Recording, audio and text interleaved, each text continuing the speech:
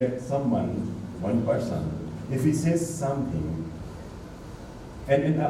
one person, if he exercises his authority, not to let the whole mass of people speak about truth. Speak about truth. One person not letting the whole mass of people not speaking about truth. So you see how big a dictator he would appear to be. He is equating that dictator with the whole mass of people that is not letting one person to speak up, whether this is that. You see phenomenal kind of approach of freedom of expression that he has given. And what we do actually now, we are talking about that we are free to talk about anything. But immediately after that, if you do not complete this sentence, first clause of the sentence says it like this, that you are free to talk about anything. And the next sentence, the second subordinate clause says that this freedom is available subject to some kind of reasonable restrictions. This is unfortunately a paradoxical kind. Of course, restrictions should be there. Media should not be, of course, given unbridled and some kind of unrestrained freedoms that they can do anything.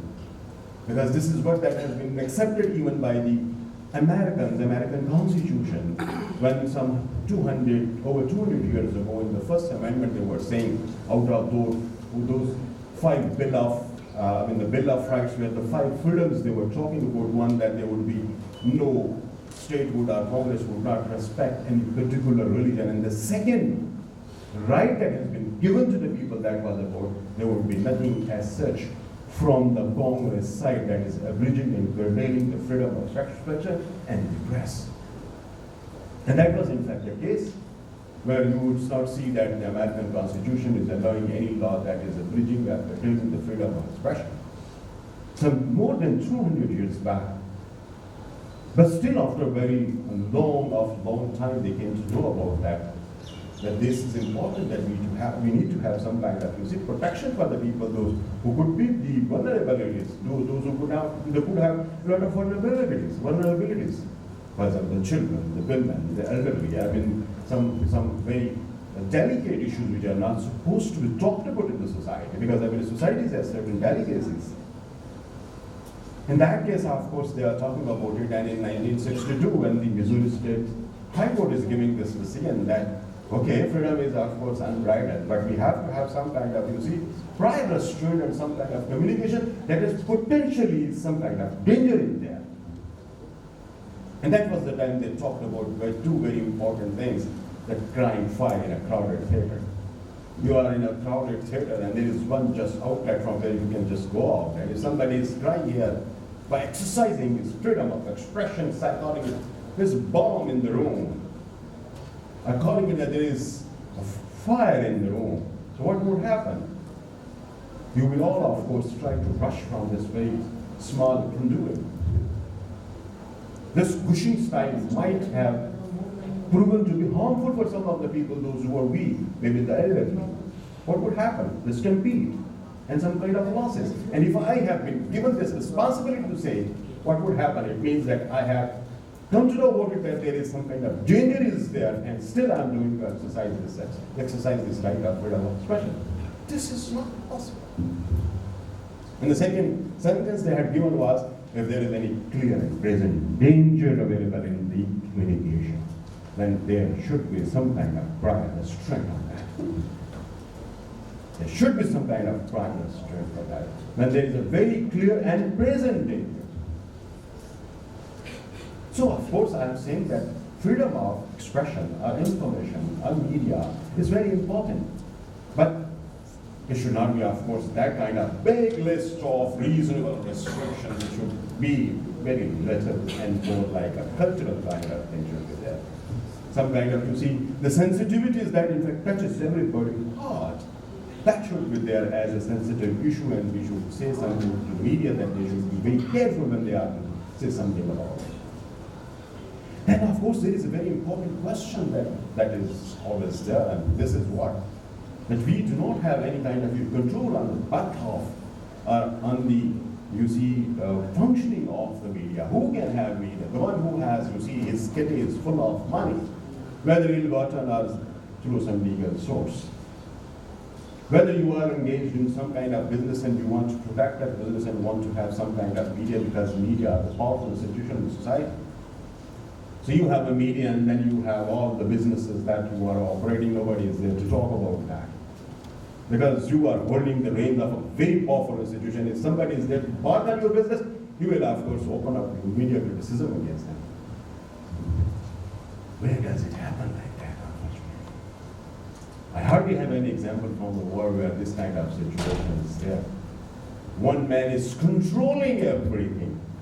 You see, if I start counting that how many media owners are there, those who are controlling and owning more than 90% of the media, I don't think that my fingers will be finishing. And just a few of the people, or media oligarchy, unfortunately, is prevailing in Pakistan. One man, English media, Urdu media, electronic media, Zyka media, what you call is, something that has to do with the sports, with the food, with the information, with the entertainment. These are all chained up under one man's control. It's Urdu media, English media, daily media, magazine media, every kind of media is in fact operating, and their editorial policy is being given by just one person. Then what would happen? So this kind of, example is there of just 5 or 6 people, those who have owned media in Pakistan. Why state is silent on this? Why state is not intervening and giving some solutions to this problem? This is something that we have to talk about on a platform like that. We should request the intervention of our elite of the system. It should be discussed in this service that there should be some kind of, legal, what you call is provisions available in the system, that one person should have the capacity to hold a media, but up to a certain level. That too in terms of their reach and size both. In Pakistan, of course, there is no question at all. But in the world, you will not find any example. By sitting over here, everybody has a mobile and have your internet available. Go on Dow Jones and buy the shares of New York Times. Right now, you can do it. Go and buy from Dow Jones the shares of Los Angeles Times. You have every right.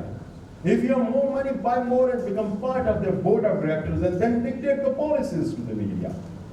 Am I given this kind of responsibility? Have there any kind of things available that media, once they are growing from a certain size and they become a social institution, reaching every nook and corner of the country, polluting every mind, whether enlightening or polluting, I'm taking both the sides. But this cannot be, of course, given to one person. I must have some share in that. And how that share be given to us? Of course, you float the shares in the market.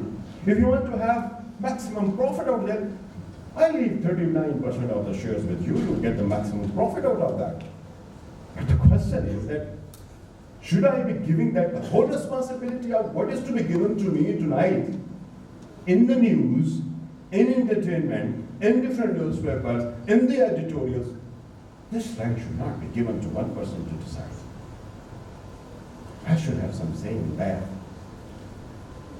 Because they are the social institutions. Media are the social institutions.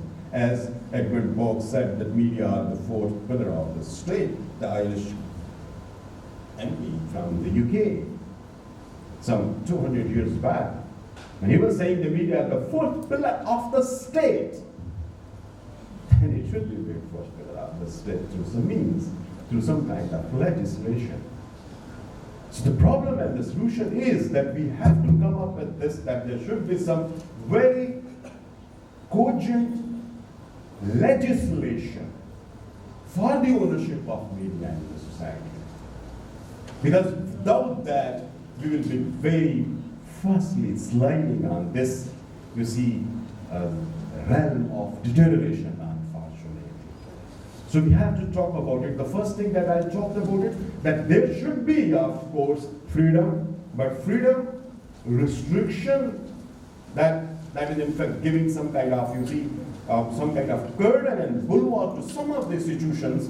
It should not be like that, rather, it should be free, but the people, those who could become, you see, victim of that freedom of expression and freedom of media, they should be given some kind of shields.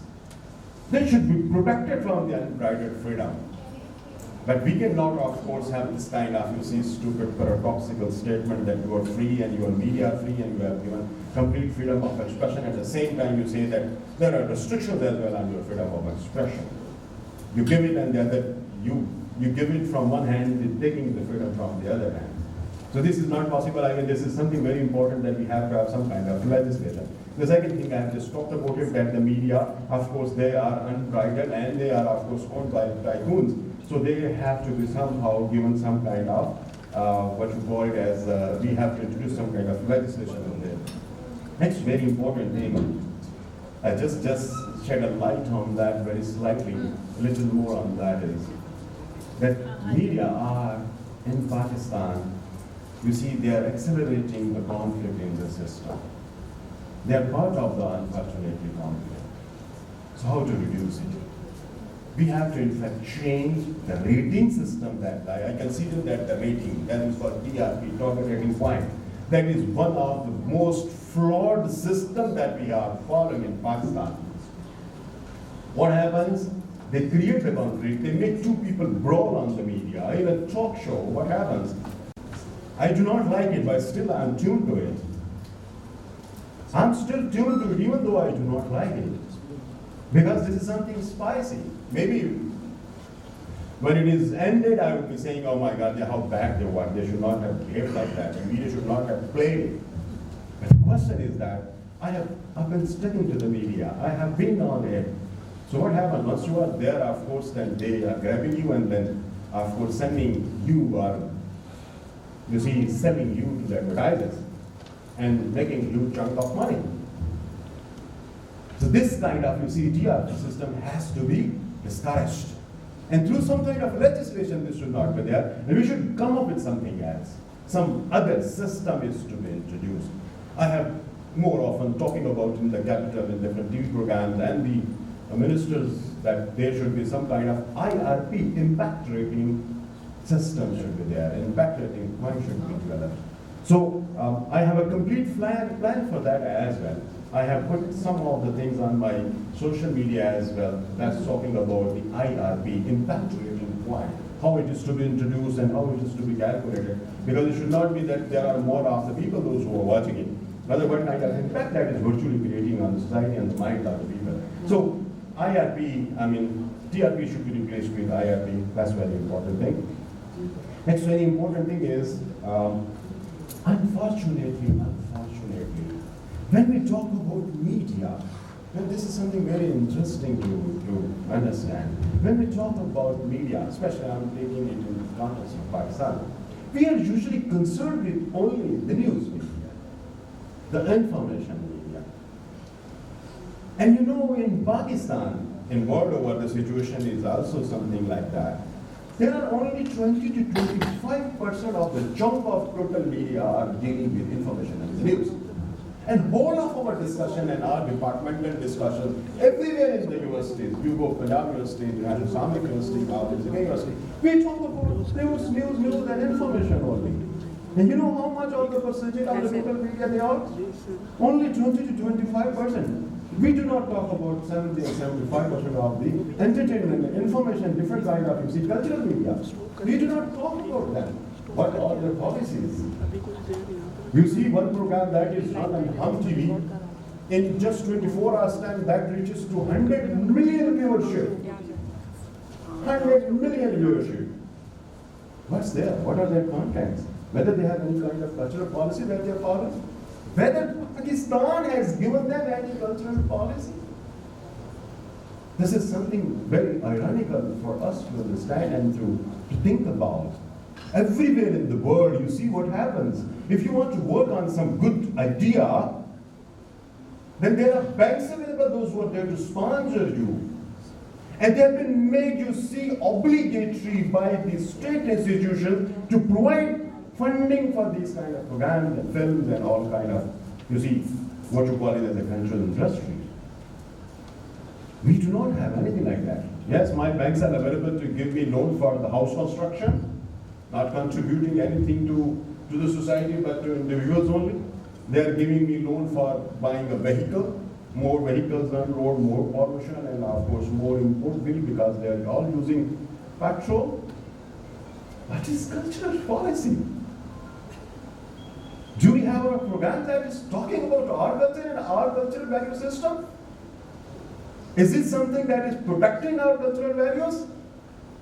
It is something that is transferring our cultural systems to our new and coming generations. That kind of symbolic culture is there, which has nothing to do with the objective cultural realities that we always either are practicing or confronted with in different segments of the society.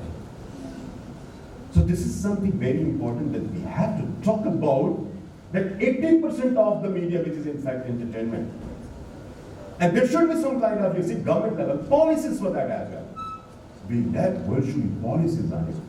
Because this is cultural media, and I bet you on that there is no cultural policy, national cultural policy in this country. Go and just find a page on this that what is the national cultural policy. Because that policy is there which is supposed to govern the media content which is relevant. Then, how big or any is that, honestly? How lamentable situation is that? So this is my second recommendation, that we should have. These media have become part of the fifth generation warfare. They are exploiting the fault lines of our societies. We have to talk about that. And if you want to control their narrative, then fund to those narratives which are good for the societies. And reduce funding and some kind of, you see, operational things for them. There should be some kind of control on it. How could that be done? I think this is very important. We should think about that. Next very important thing is social media. Of course, when we talk about media, social media is of course very important to talk about it. Do you know that there could be some of the people sitting in this seminar, those who are earning something from the social media through their channels and YouTube channel, or maybe Facebook has just started giving money to people. Is there any kind of Russia policy? Do you know about that?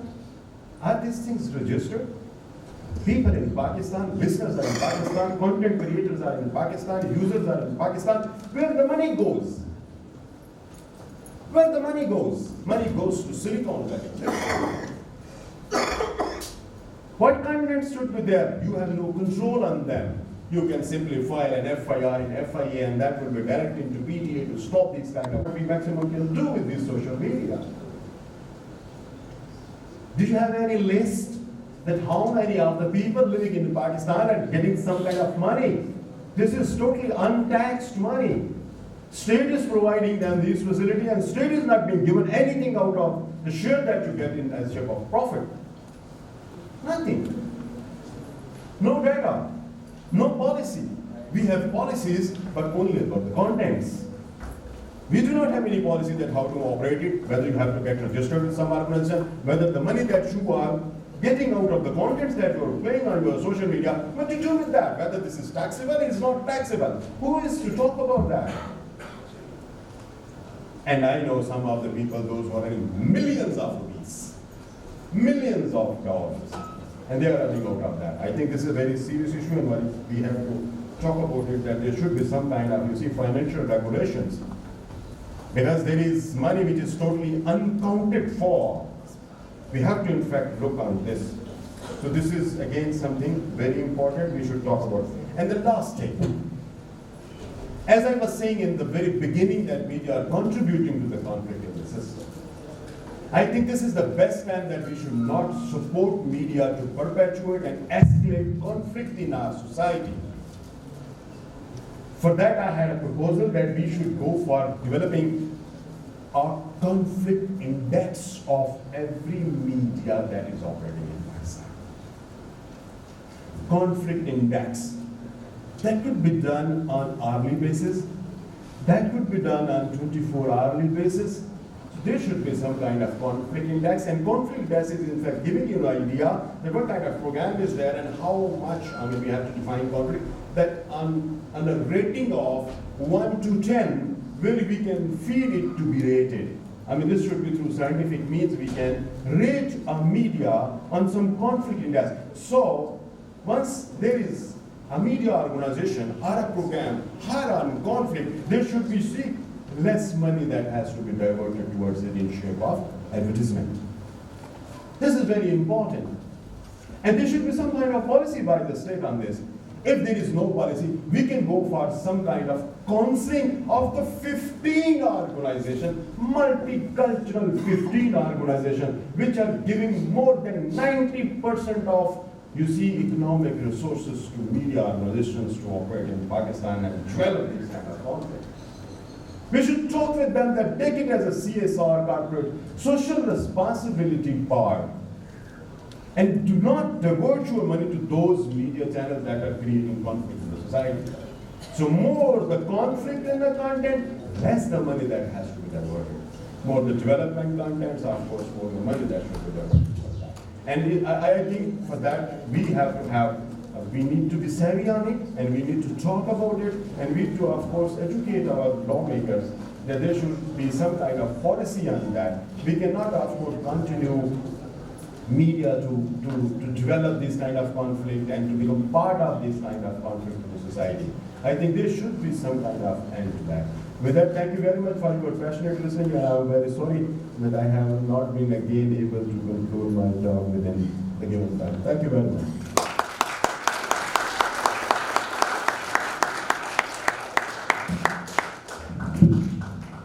Thank you very much, sir. It was a very interesting and informative presentation about, we discussed about Pakistani media, social media, our challenges, and our issues related to freedom of expression and a lot of things. And you also talked about the cultural policies. Everything was really beautifully discussed. Thank you very much.